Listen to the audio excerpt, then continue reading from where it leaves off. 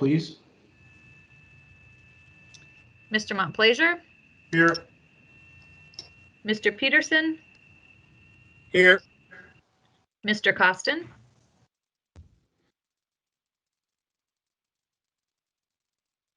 Mr. Costin? Okay, Ms. Johnson? Ms. McCall? Here. Mr. Jacobson? Here. Mr. Hendrickson? Here. Mr. Steen? Here. Mr. Gehrig? Mr. Redlinger? Here. Dr. Mahoney?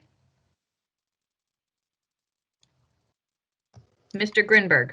Here. Okay, thank you, Briel. We do have a quorum by my count. Item 2, I'll accept a motion approval of minutes.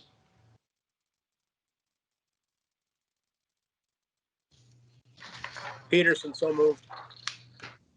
McCall, second. Any discussion? Hearing none, all those in favor signify by saying aye. Aye. Aye. Aye. Motion carried. Item 3, Mr. Costin, can you walk us through approval of the bills?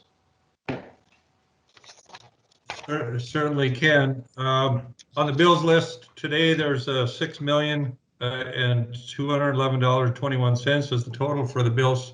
5.6 million of that is to the Cass Joint Water Resource District, and when you look at the detailed report on page 8, there's I believe about 6 larger land payments that compromise that being as large as it is. So there are some land transactions moving through the system. That's a good thing. Other ones are just the legal that we see every month and some incidental expenses. So other than that, I didn't have any comments. Any questions for Kent or comments? Steen moves to approve. Or a second? Chuck, second. Discussion? Briel, I forget always if we do a roll call or can we do a voice on this? Roll. Normally, we do a roll call for the bills. Please take the roll then. Okay, Mr. Montplaisir? Yes. Mr. Peterson? Yes. Mr. Costin? Yes. Ms. Johnson?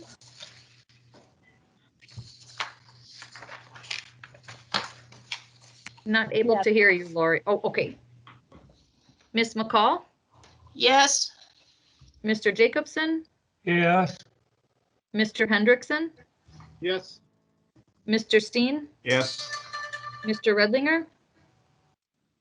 Yes. Mr. Grinberg? Yes. Okay, I'm going to stop here. Anyone that's joined that wants to acknowledge to be in the minutes that has joined maybe a little late, please let Briel know you're on the line. If your name wasn't called, if you weren't here to hear your name, please acknowledge your presence. Okay, then we'll move to number 4. Kent, back to you, financial report.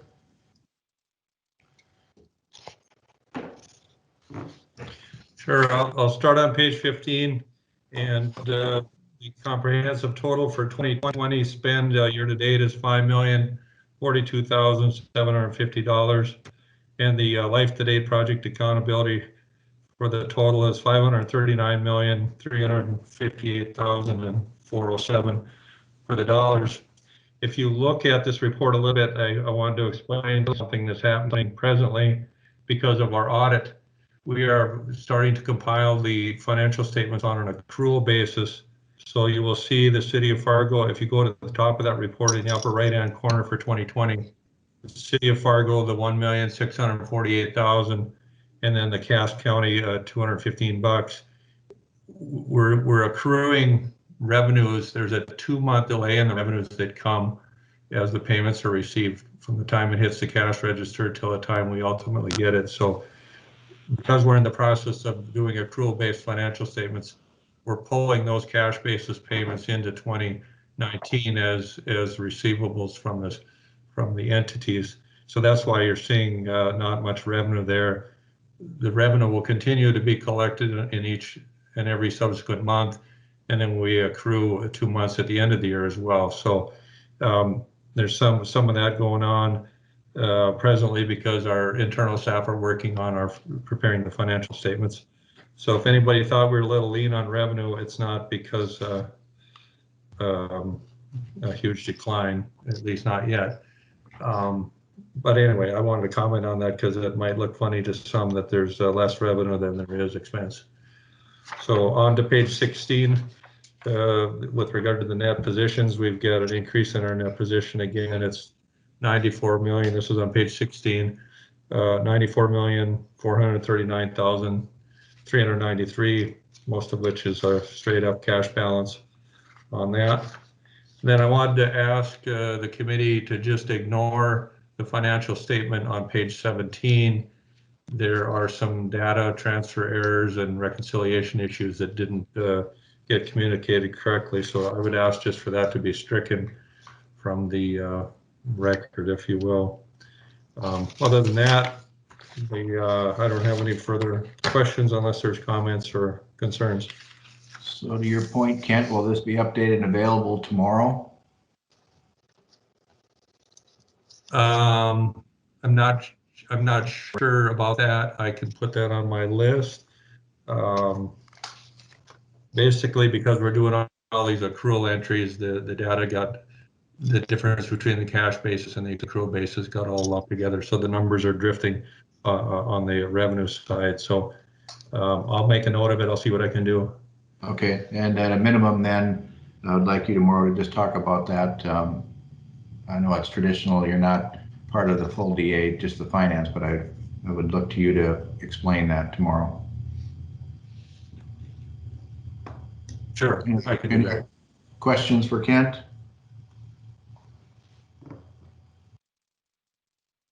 Hearing none, I accept the motion to recommend the financial report to the Diversion Authority Board tomorrow. Dan makes that a motion. Is there a second? Montplaisir, second. Thank you. Discussion, questions? Hearing none, Brio, please take the roll. Mr. Montplaisir, Yes. Mr. Peterson, Yes. Mr. Costin, Yes. Ms. Johnson, Yes. Ms. McCall, yes, Mr. Jacobson, Yes. Mr. Hendrickson, Yes. Mr. Steen, Yes. Mr. Redlinger, Yes. Mr. Grimberg. Aye. Thank you. Number 5, Joel, Director Report. Thank you, Mr. Chair and members of the Finance Committee. Good to have you guys here remotely. I'll just start out by saying that the diversion has transitioned to entirely virtual. In some cases, I think we're getting more done per day than in the past, just because we can pack more meetings in right next to each other and nobody has any transportation time. So things are still moving along very well. I think we met our expectations for the last month, and I'll just go through some of the financial data and explain that to the committee and take any questions at the end here. So here you can see a level 1 summary. Of course, Kent has mentioned that the total to date of the 539 expenditures for the overall program costs. You can see our 2020 budget as far as how we're tracking as of 3/27 in relation. So as of today, we're on track for this year as far as majority of the budget items. So I'll dig into the level 2 summary here. So as you can see, a lion's share of our activity has been focused around the lands program, and I'll show you on the next page the P3. And so you can see we've spent 1.9 million to date for the lands program. And you can also see the $5 million for land acquisition. That's for the actual property. And you can see the different items there as far as where those expenditures have taken place. I'll also note we've also the City of Fargo is undertaking a quite large in-town levy protection program this year, and as you can see, we're about $2 million into the $24 million that we had budgeted for 2020. And moving into the last page of the level 2 detail here, you can see engineering fee expenditures of about 617 to date for a budget of 3.1 million. And you can see how those have been distributed through the different projects that we have. Program support services, that's the PMC. We've expended 2.3 million to date of the 16.2 budgeted. That is on track and on budget. And then the very bottom, you can see our debt service payments and our maintenance payments for total expenditure year to date of $13.3 million. With that, I'll take any questions. Questions for Joel?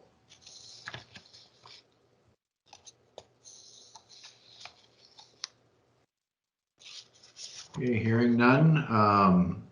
We're moving to item 6 then. Okay, thank you, Mr. Chair. I have a couple of contracting actions for the Finance Committee to consider for recommendation to the Diversion Board. The first one is in your packet. It is a professional services agreement for crop insurance development, and that is with Watson Associates. And for the Finance Committee's consideration, Watson Associates has worked on the project in the past in conjunction with the idea of a crop insurance program for the diversion. And what this addresses is a summertime crop loss event in relation to the diversion project impacts in the upstream mitigation area. And so what Watson Associates will be preparing for us is an actual crop insurance rider that we will take to the market that will be available for producers in the upstream mitigation area if they so choose. The diversion authority would pay for the crop or the insurance premium if the producer were to elect, and this would protect the producers in the highly unlikely event that the diversion project operated during a summertime rainfall. And so what Watts will be preparing that rider for us and having that available for the upstream mitigation area producers. Mr. Chair, would you like to take these one at a time? Yeah, let's do that. Discussion, Okay. questions on Watson Associates? Mr. Chairman, this is Chad. Yes. Joel, this was brought up during last session. I'm not sure if you were at the meeting, but I had asked Eric Dodds or someone to figure out quantitatively what it would take for the diversion to operate, meaning, 6 inches of rain in a 2-hour period, quantify that so that when this comes up again, and it will, that we can say, I called it unicorn insurance, and John Shockley got mad at me, but I think what we need to do is have that number at the tip of our tongue, so when it comes up again this next session, we can say, well, yes, if it rains 6 inches an hour for 75 days in a row, yeah, but let's be honest, the entire Red River Valley is flooding, so everyone's out. So it'd be great if someone could give even a rough guess. It would be an outstanding thing to have on the tip of my tongue. Thank you. Yeah, Commissioner Peterson, that is a good thought. Certainly something we can prepare and disseminate that information of what a rainfall event would be in relation to the upstream storage area. I'd like to note on that idea that this crop insurance development is going to be something that will be somewhat surgical because each property has different risks associated with it. Considering how close it is to the southern embankment. And so a summer rainfall event could impact some of properties adjacent to the southern embankment. Say the borrow ditch along the southern embankment gets inundated during a rainfall event, and you have some level of water on the adjacent properties. However, the chances of a summer rainfall event affecting a property on the southern extents of the upstream mitigation area is highly unlikely, and that would be the case where, as you mentioned, a 6-inch rain for 75 days straight, may, and I exaggerate, of course, may impact those properties. So that the risk changes as you look at the upstream mitigation area, depending on where you're focused, and that will be taken into account in the crop insurance development services from Watts. Further questions? This is Kent. I had a question on the billing detail. It said it was a lump sum billing contract for the first phase. I was just curious because that seems a little odd to me, but maybe I'm just thinking of it differently. I'm just questioning why we'd have a lump sum contract. Well, thanks for that question. A very good question.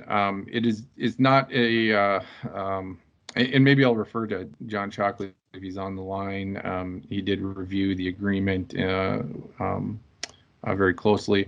The way I understand is that it's a lump sum maximum, but it's billed out at hourly rates.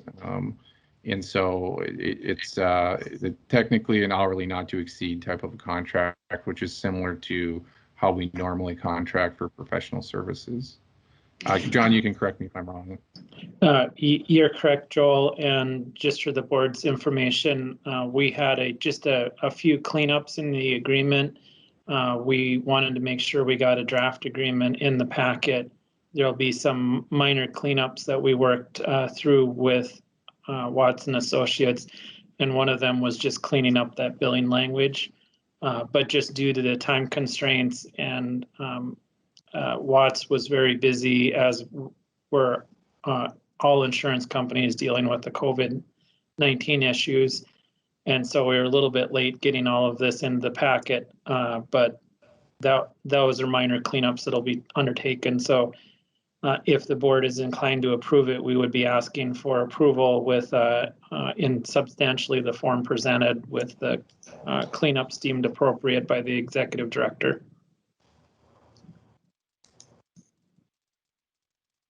So then you're going to change the text of language in the contract to say phase 1 will be billed the same as phase 2. That's the cleanup you're referencing? Yeah, there'll be some other minor cleanups.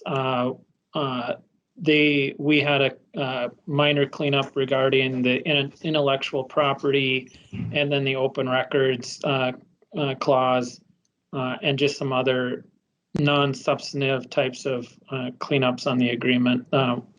Watts didn't, they were reviewing it at the last minute also. Nothing substantive, just truly some cleanups to the agreement. Thank you. Further questions? Hearing none, we'll accept the motion.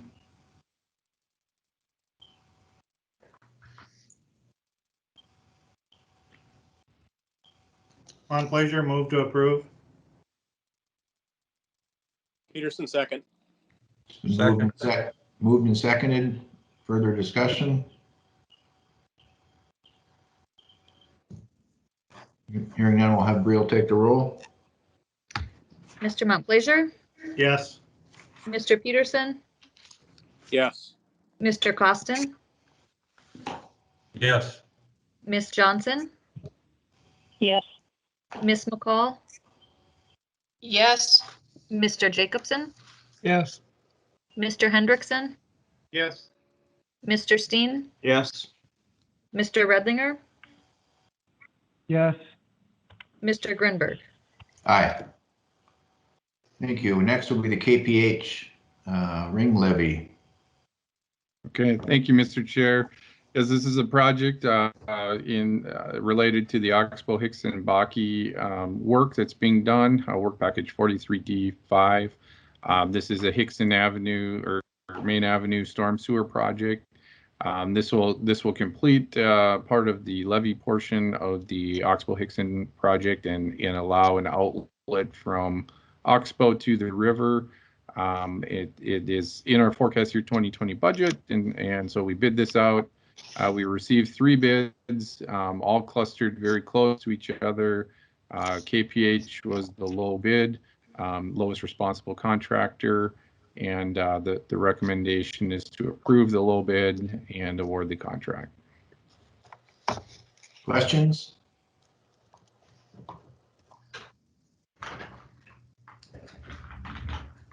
Hearing none, we'll accept the motion. Jacobson makes the motion.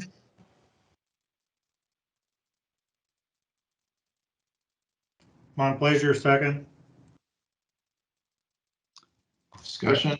Rick Steen has a question. I was just looking for the information. I had looked at this earlier. Was this the agreement that had 3 bidders on, came in approximately 30% higher than engineers' estimates? That's correct, Commissioner Steen.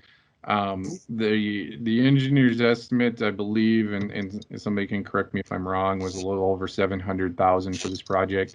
I would note, however, that estimate was prepared prior to the WIFIA loan requirements of utilizing federal contracting provisions such as prevailing wage rates, disadvantaged business requirements, and American Iron and Steel. And so the project was not updated after those requirements were implemented. And so we do think that has something to do with the increase over the engineer's estimate. However, we also know that the effects of the COVID-19 could have an impact on this, and other additional regional work as well. So, you know, it would have been more of a concern for us had the bids been variable between each other, but because they were clustered so close together, we do believe it's an accurate representation of the cost to do the work. Okay, if I can continue. So bear with me, Joel, then, and that's how I understood it. But then we've got all these other estimates out there pre-WIFIA. Requirements. Are we expecting a 30% over, over budget, over estimate bids on the rest of these because of the WIFIA requirements? Commissioner Steen, I certainly think it's worth and it is a prudent exercise to go back and update our construction estimates, taking into account prevailing wage rates and disadvantaged business requirements and the American Iron and Steel. All of those provisions, especially the American Iron and Steel, are difficult to deal with on an estimating scale, just because it's tied to the markets and what the price of steel is, and that changes as we've seen. Commodity-based items change pretty significantly, especially given the circumstances today. So that is an exercise we will be doing in conjunction with the budget refresh that we're doing at the moment, in order to get a better representation of these local projects. Really, this pertains to underground type of work, lift stations, those sorts of things. So this could affect our budgets for the actual cost of the projects. But I would also throw out the idea that we somewhat anticipated there to be an increase due to the federal requirements with the WIFIA loan. However, the offset of the WIFIA loan with the lower interest and better provisions for that long-term debt far outweighs any initial increase in capital costs on these construction projects. So you're really seeing the savings of the WIFIA on the tail end of the project, and this retirement of the debt earlier, and the lower interest rate that you would receive through WIFIA versus other commercial lending opportunities. And I understand that piece of it going forward. So we got on the tail end, we may be saving money because of the WIFIA, but does this impact the project cost that we talk about a lot? And I understand that's not the only thing that we need to consider, but does this impact the project cost if we're looking at increased cost because of the WIFIA requirements?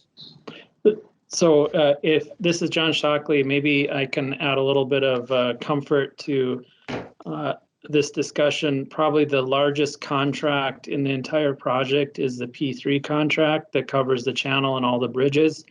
Early on in that estimate, even before we had WIFIA, we'd included the federal requirements because we were pursuing TIFIA as an alternative funding mechanism for the bridges. And also in the P3 world, many of those contractors use union labor, which is very close to the prevailing wage requirements. So within the P3 contract, those costs are already captured. The only contracts that you wouldn't have captured the additional federalized costs would be these smaller one-off contracts.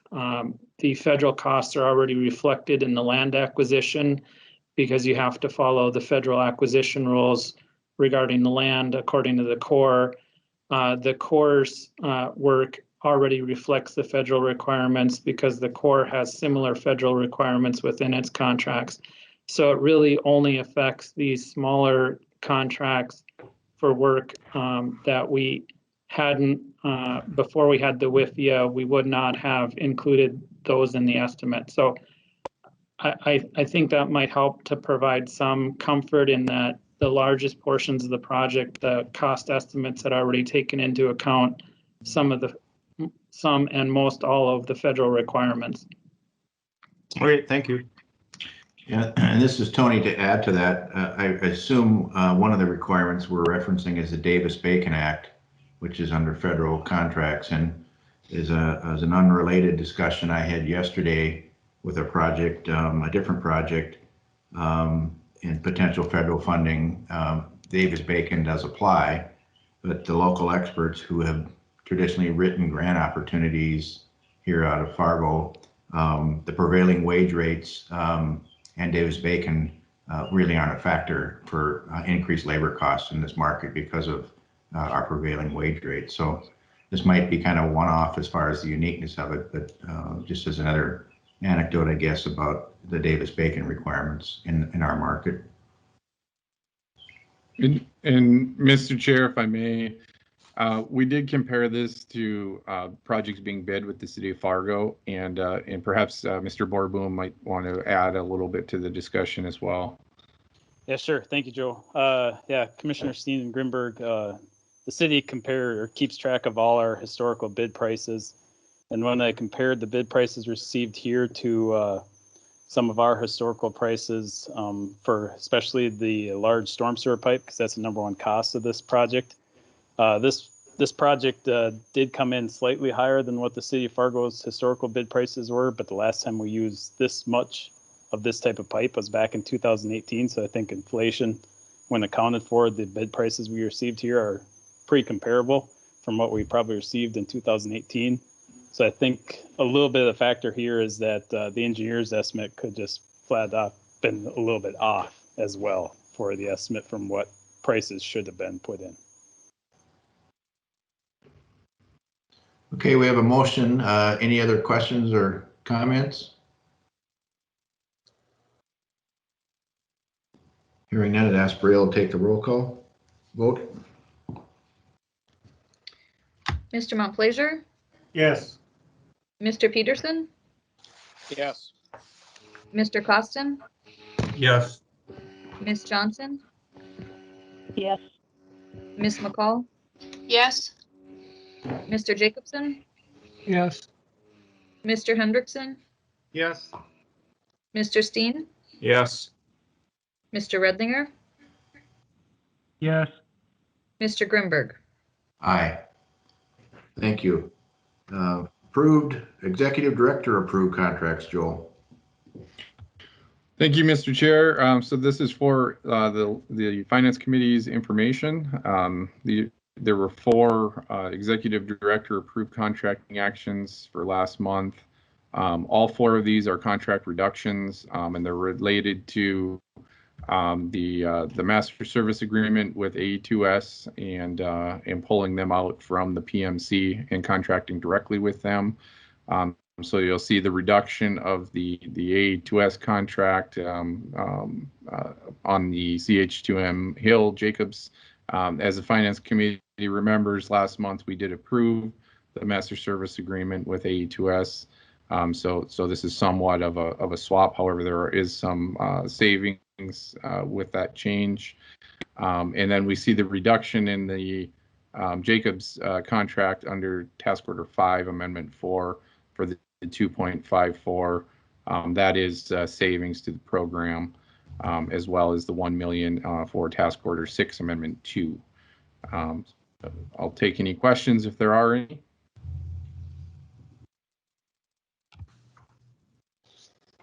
All right.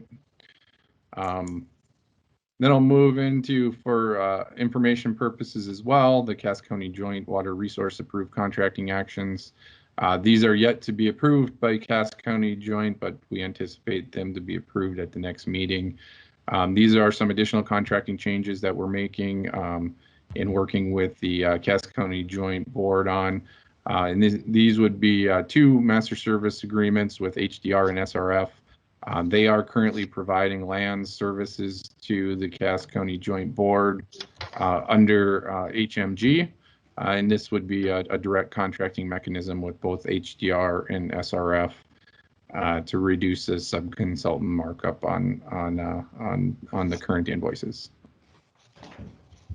And with the MCCJPA, we're also doing the same thing with SRF. That should be SRF there. Any questions related to those?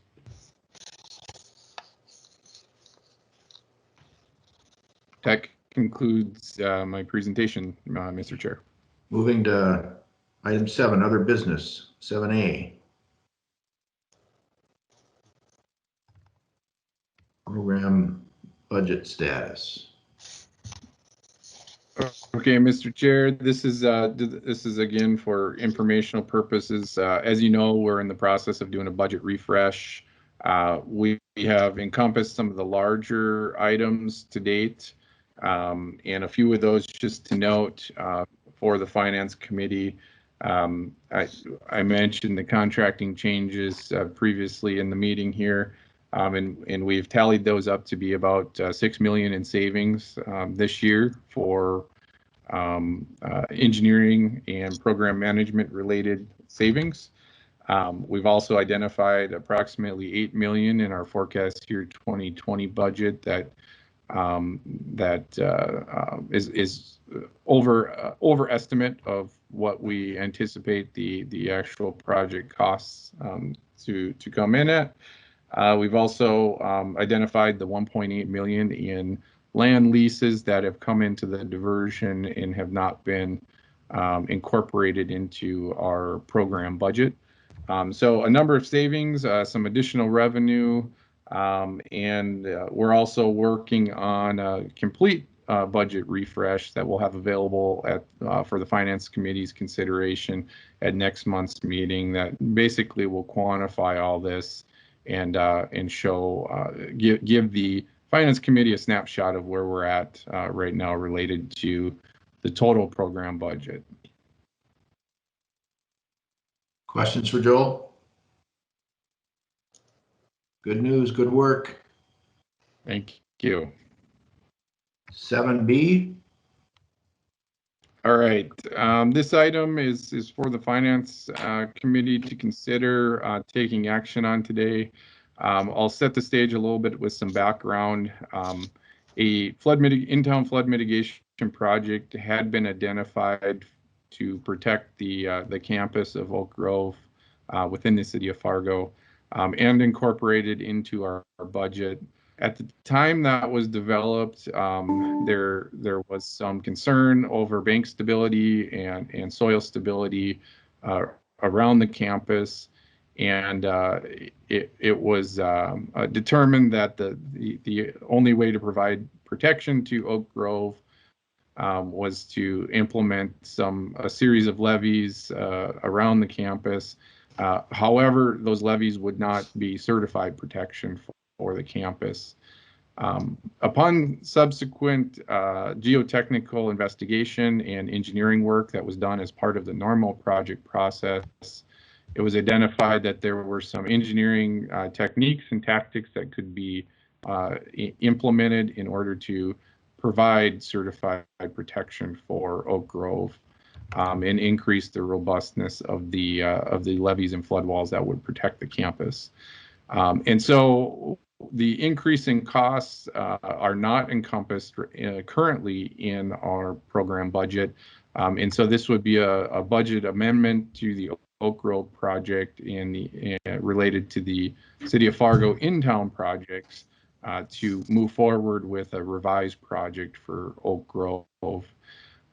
And so just for the Finance Committee's consideration, I would like to offset the increased cost for the Oak Grove project, which is approximately $7 million, with the savings in the consultant contracting actions of $6 million, and in the remainder in the land lease revenue that we're receiving as part of our lands program.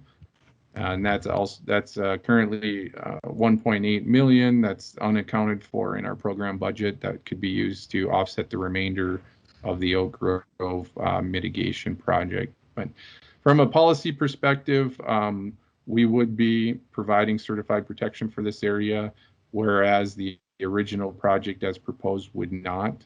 And I think it is the intent of the Diversion Authority to provide certified protection for the metro area throughout. So that this was technically, there's some reasons why this was developed the way it was, and why it's being proposed to be changed at the moment. So if there's any technical questions, Nathan Borboom is available to explain those. Otherwise, I will open it up for questions.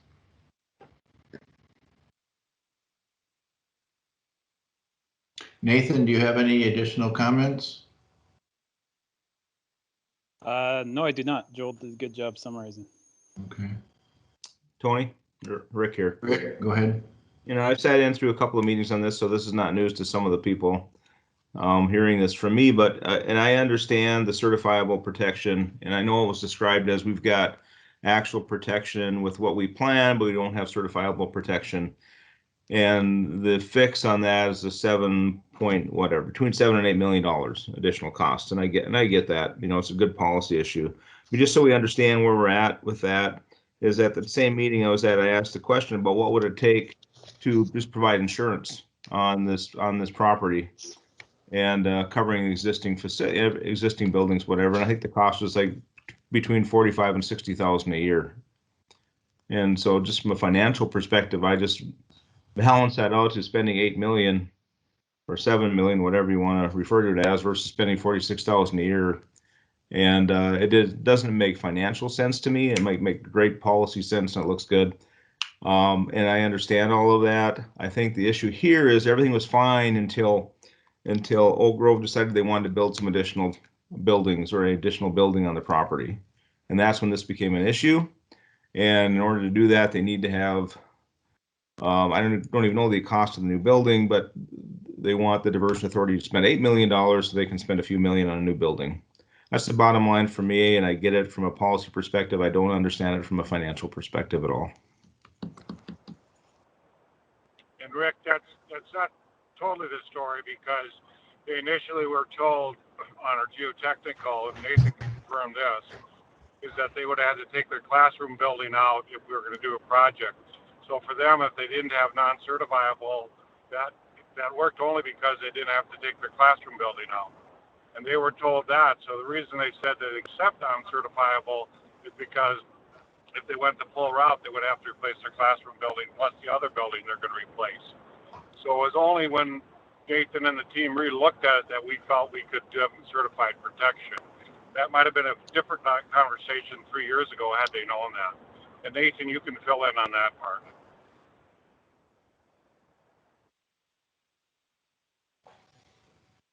Yeah, no, the mayor is correct. That when we initially looked at it back in the spring of 2018, when we were developing the budget for it, the geotech information we had at the time would have resulted us having to remove one of their classroom buildings in order to provide the certifiable protection.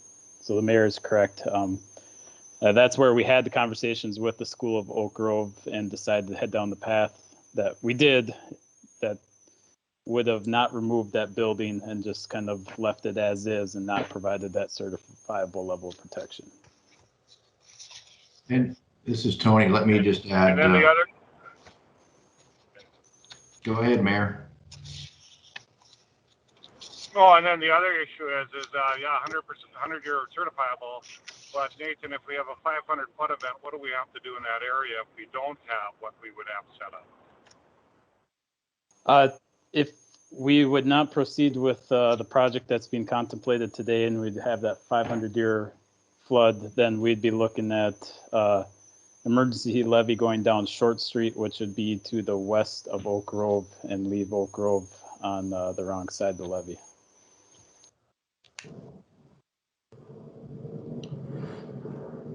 This is Tony. Let me just add. There's a jet flying over my house. If you can hear that.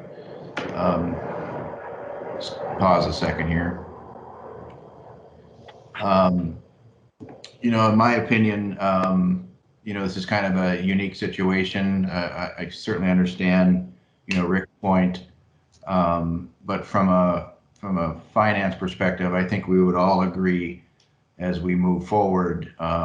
If we're going to bring new things that are not in the budget, you have to find the funds to pay for it.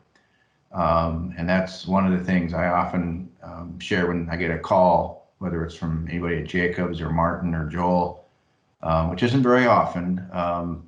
You know, is it in the budget? And if it's not, that's a big ask.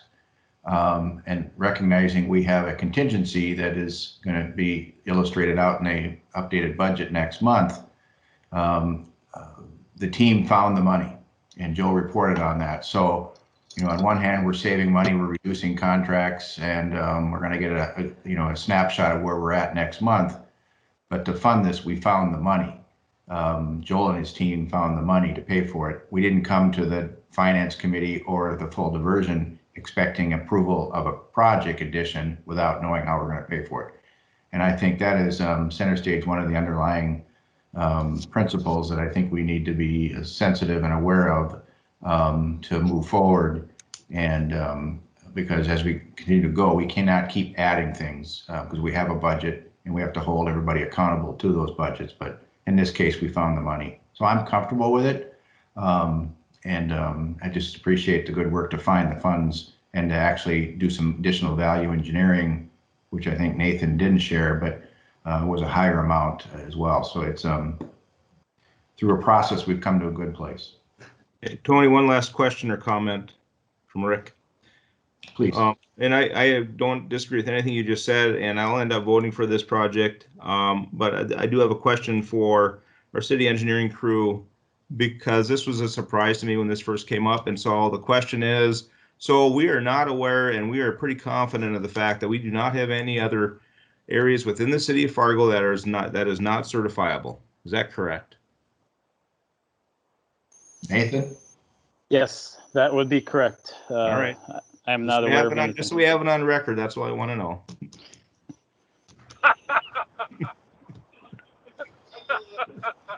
Okay. Is further questions or comments? If not, I'll entertain a motion. Move to approve. Is there a second?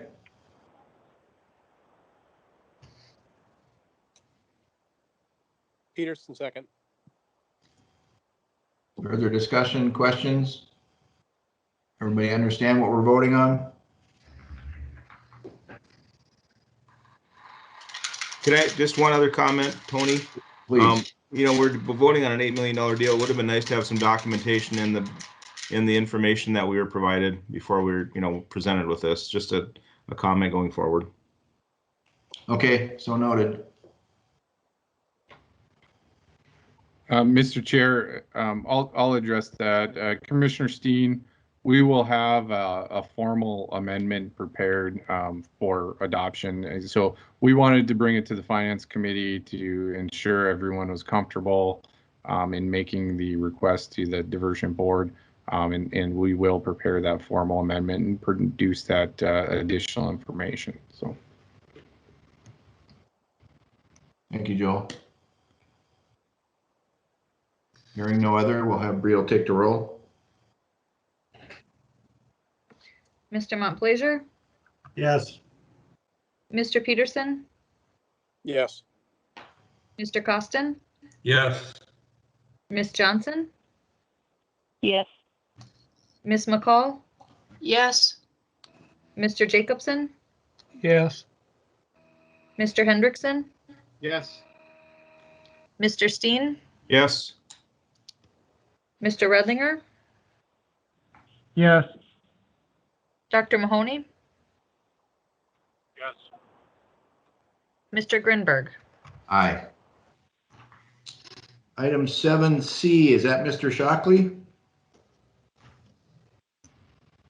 Yes, that would be me, Mr. Chair.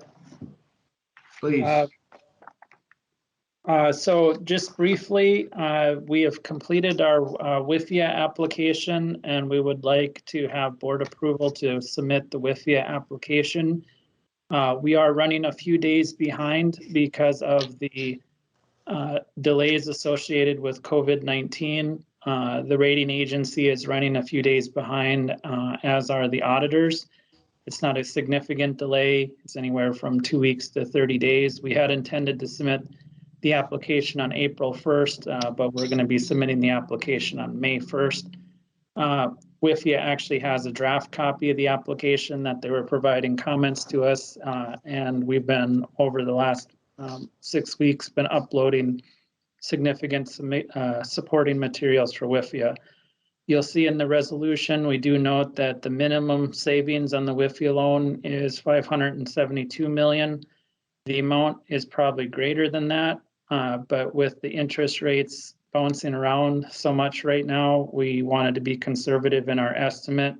And also that doesn't include the structural advantages for the WIFIA loan. I can certainly answer any questions that you might have. I've been having meetings with Cass County Joint Water Resource District, Municipal Advisor, Ernst & Young. I also reached out to the City of Fargo to talk about the fiscal agent duties that are contained in the Master Indenture of Trust that sits behind the WIFIA loan that you'll be hearing about in later meetings. But this is really the first step of many to reach closing on the WIFIA loan. So I'll answer any questions, but I wanted to keep it brief. Mr. Chair. Chad. Rick. Oh, I'm sorry, Rick. That's okay. Yeah, I'd just like to move to recommend authorization of submission of the WIFIA credit application to the US EPA WIFIA program. Is there a second?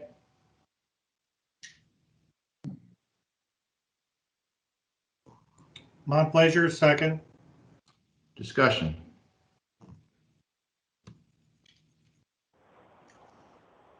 Hearing none, we'll have Breel take the roll. Mr. Montplaisir, Yes. Mr. Peterson, Yes. Mr. Costin,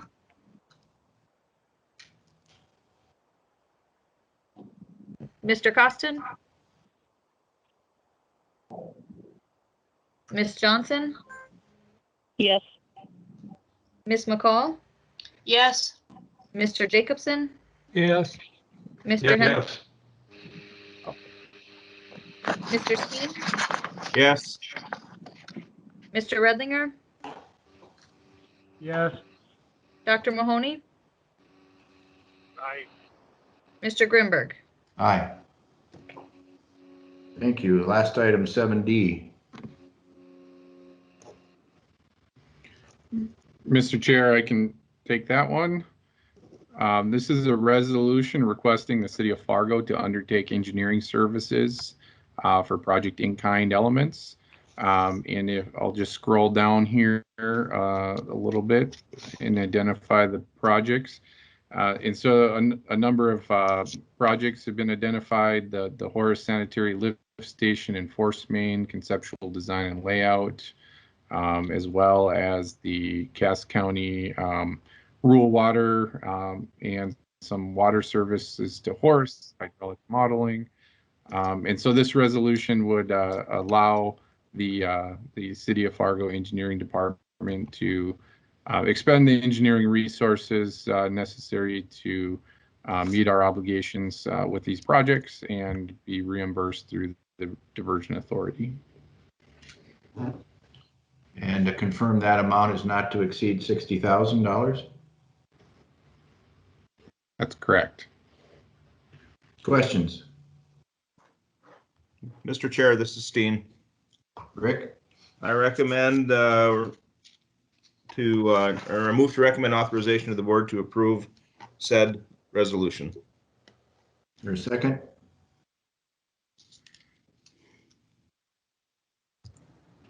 Pleasure, second. Moved and seconded. Discussion? Hearing none, we'll have Briel take the roll call vote. Mr. Montplaisir, Yes. Mr. Peterson, Yes. Mr. Costin,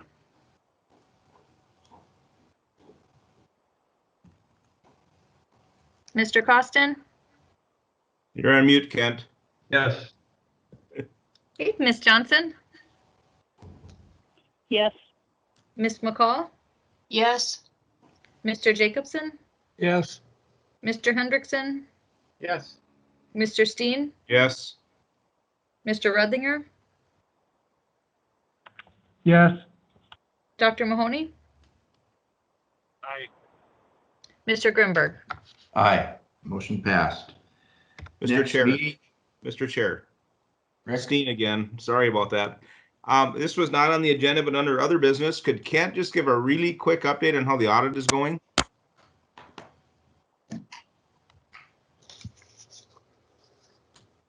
I'd be happy to do that. Can you hear me? Yep. Okay. My staff have been working on that as our first priority to compile all the financial statements for 17, 18, and 19. They're well through that work, and I believe the audit process is scheduled within the next couple of weeks. We anticipate field work to take a couple of weeks, and we've talked with John about getting an extension. I believe it's until July 1st with regard to final completion. So we believe we're on target, and it's highest priority for my finance staff ahead of all other city activities. All right, thank you. Thank you. Next meeting is May 27th. Look forward to the updated budget presentation and where we're at with our project. And I'd also like to thank everyone. Today's meeting was pretty smooth with teams and coordination and engagement. So compared to last month, we made tremendous progress with doing this online. So thank you, everyone. Is there a motion to adjourn? So moved. Peterson, so moved. Moved and Second. seconded. We are adjourned. Thank you.